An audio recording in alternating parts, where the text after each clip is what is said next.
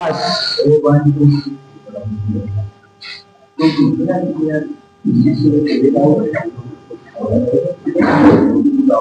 Doubt है बताओ बेटा। पहला सेंटेंस he could not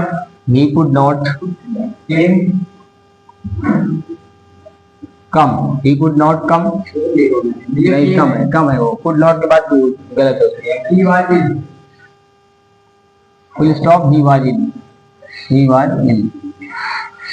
ठीक देखो he could not come he was in वह नहीं आ सका वह बीमार था।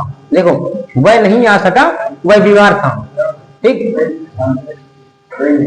इसको ऐसे बना सकते हैं। देखो he could not come वह नहीं आ सका। क्यों नहीं आ सका? he was हटा दिया। was को हटाकर क्या लगाते हैं? being। was को हटाकर being लगाते हैं तो because of being कारण के लिए because of का यूज करते हैं। अगर कारण बताना है तो क्या यूज करते हैं? because of। एक silent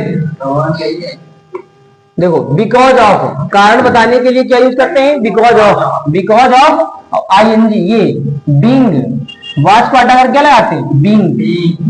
being ill because of being ill ये यूज कर सकते हैं। he could not come वह नहीं आ सका। कारण बताना है he was ill वह बीमार था तो कारण बताने के लिए कौन सा प्रेपोजिशन यूज करेंगे? because of ये was को हटा करके being लगाया है। because of being ill बीमार होने के कारण वह नहीं आ सका। ठीक और ये हाँ ये पहले से ही हमारे पास पहले से सब्जेक्ट है तो ये वाला सब्जेक्ट कोई मतलब ही नहीं। इसको दूसरे तरीके से बना सकते थे ऐसे ही। दूसरे तरीके से दूसरा मेथड ये है ऑन अकाउंट ऑफ। पहले ये वाला सेंटेंस में लिखो। देखो वह बीमार था वह नहीं आ सका। वह बीमार था वह नहीं आ सका। इस सेंटेंस को हम कन्वर्ट कर देंगे प्रेपोजिशन प्लस जिरंड में। प्रेपोजिशन है देखो ऑन अकाउंट ऑफ माने क्या होता है? के कारण ऑन अकाउंट ऑफ के कारण। On account of being ill was को हटा क्या लगाएंगे?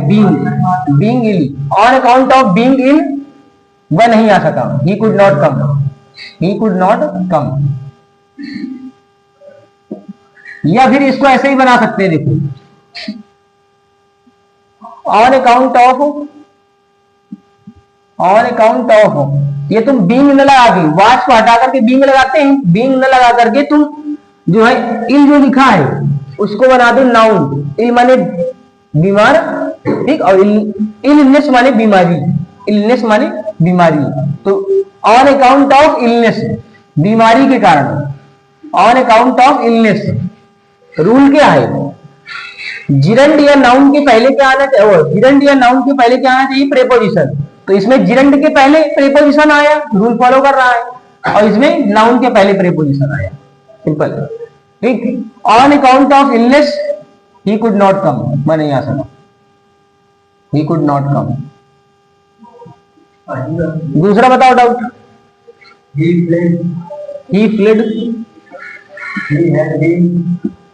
he had been ठीक। अब उसमें देखो पहले किताब से देखो बुक से रॉन्ग लिख रखा है तुमने।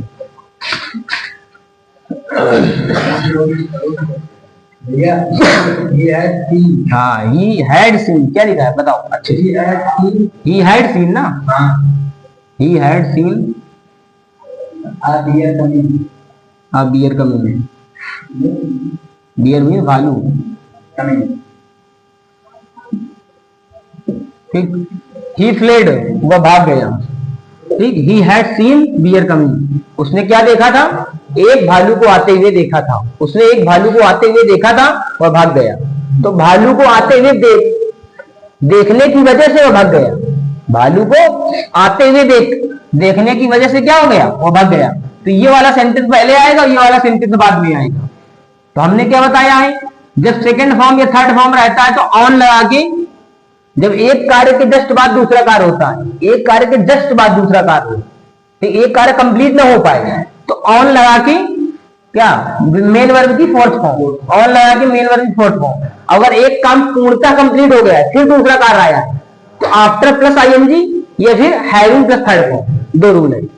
ठीक, तो इसमें ऑन सीइंग क्या लग जाएगा, on seeing a bear coming, और ये हो गया, इसको रिमूव कर देंगे, on seeing a bear coming, on seeing a bear coming comma he fled, वह भाग गया। और बताओ तीसरा डाउट। ही रिटर्न, हाँ, he return safely all were glad, हाँ ठीक, all were glad, all were glad, ठीक। ही रिटर्न सेफली, वह ठीक वापस आ गया सुरक्षित, वह सुरक्षित वापस आ गया, ऑल वर ग्लैड, सभी प्रसन्न हुए, ठीक।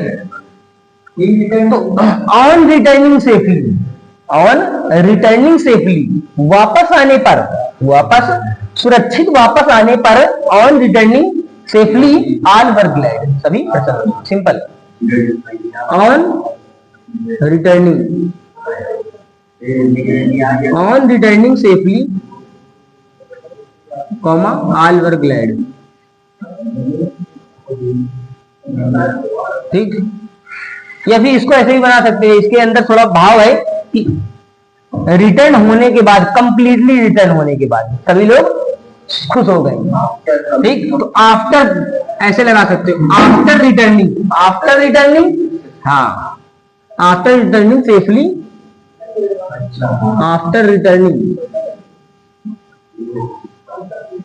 सेफली, आफ्टर रिटर्निंग सेफली, और दूसरा sentence as it is, all were glad. या फिर ऐसे ही बना सकते थे, having plus third form, having का भी मतलब क्या होता है, के बाद, हैविंग में थर्ड फॉर्म लगाना पड़ता है, बस इतना अंतर है। तो हैविंग रिटर्नड सेफली, ठीक, ऑल वर ग्लैड, सिंपल। ये तीन तरीके थे हमारे पास।